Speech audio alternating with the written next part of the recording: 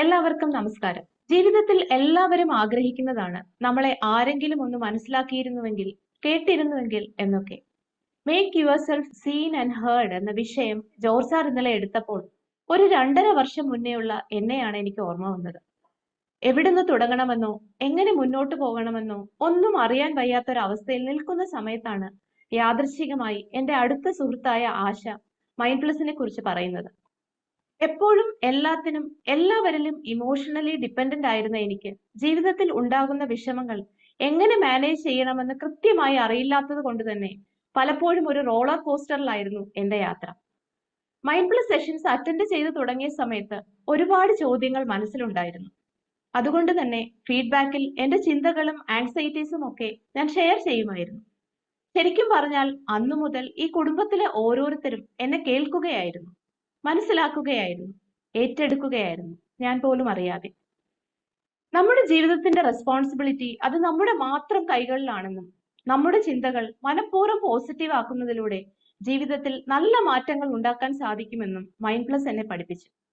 ഉണ്ണികൃഷ്ണൻ സാറിൽ നിന്നും ജോർജ് സാറിൽ നിന്നും ലഭിക്കുന്ന കൃത്യമായ നിർദ്ദേശങ്ങളിലെ സ്പാർക്ക് എനിക്ക് മനസ്സിലായി തുടങ്ങിയപ്പോൾ ഓരോ തീമുകളും ബോധപൂർവം ജീവിതത്തിൽ പ്രാവർത്തികമാക്കാൻ തുടങ്ങി. ആഗ്രഹിച്ച കാര്യങ്ങളൊക്കെയും മാനിഫെസ്റ്റ് ചെയ്തു തുടങ്ങിയപ്പോൾ മൈൻഡ് പ്ലസിലുള്ള എന്റെ വിശ്വാസവും കൂടി. ഞാൻ എന്നെ സ്നേഹിക്കാൻ തുടങ്ങിയപ്പോൾ എന്റെ പാഷൻസ് ഞാൻ തിരിച്ചറിഞ്ഞു. കീബോർഡ് വായിക്കുന്നത് സ്വപ്നത്തിൽ മാത്രം കണ്ടിരുന്ന എനിക്ക് മൈൻഡ് പ്ലസിന്റെ 1000 ഡേ സെലിബ്രേഷനിൽ ഒരു പ്രോഗ്രാം ചെയ്യാൻ അവസരം കിട്ടി. പാട്ടുകൾ പാടാൻ ആഗ്രഹിച്ചിരുന്ന ഞാൻ പല കുടുംബ സംഗമങ്ങളിലും ഓഫീസുകളിലും ഒക്കെ പാടി തുടങ്ങി.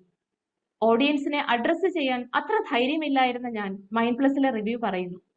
ചെറിയ സ്റ്റേജുകളിൽ സംസാരിച്ചു. എന്റെ ഇടപെടലുകളിൽ വന്ന മാറ്റങ്ങൾ കണ്ട് എന്റെ ചുറ്റുമുള്ളവർ അഭിനന്ദിച്ചു. അത് പിന്നെയും എനിക്ക് വളരാനുള്ള പ്രചോദനമായി. ശരിക്കും മൈൻഡ് പ്ലസിലൂടെ ഞാൻ എന്നെ തന്നെ കൂടുതൽ മനസ്സിലാക്കുകയായിരുന്നു.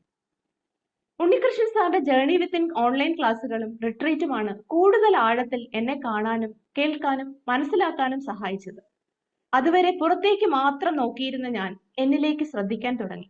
ഞാൻ അല്ലാത്തതായ എല്ലാ മറകളും പതുക്കെ അപ്രത്യക്ഷമാകുന്നത് അറിയാൻ സാധിച്ചു. എല്ലാ തടസ്സങ്ങളും എന്നിൽ തന്നെ ആയിരുന്നുവെന്നും ഞാൻ തന്നെയാണ് എന്നെ കാണുകയും കേൾക്കുകയും അംഗീകരിക്കുകയും ചെയ്യേണ്ടത് എന്നുള്ള ഒരു അറിവിലേക്ക്, ആ ഒരു അവയർനെസ്സിലേക്ക് അടുത്തപ്പോൾ പിന്നീട് എല്ലാം ഒരു പുഴ പോലെ എന്നിലേക്ക് ഒഴുകാൻ തുടങ്ങി. ചെറിയ കാര്യങ്ങളിലൊക്കെ വിഷമിച്ചിരുന്ന ആ പഴയ എന്നെ എനിക്ക് പിന്നെ കാണാൻ സാധിച്ചിട്ടേയില്ല.